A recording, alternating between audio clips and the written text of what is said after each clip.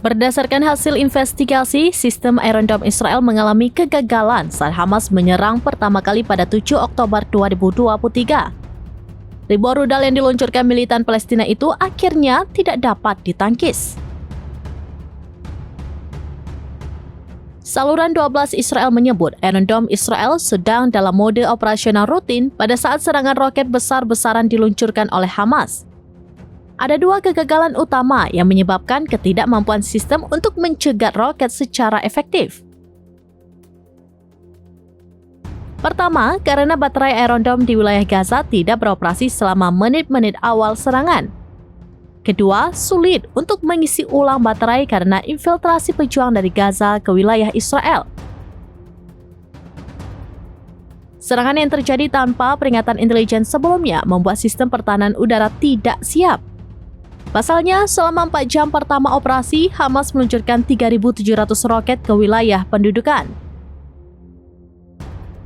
Dikutip dari Al-Mayadin, sebanyak 1.014 roket ditembakkan hanya dalam waktu 20 menit pertama. Seiring berjalannya waktu, beberapa baterai Iron Dome kehabisan amunisi. Hal ini menyebabkan separuh dari roket yang diluncurkan Hamas tidak berhasil dicegat.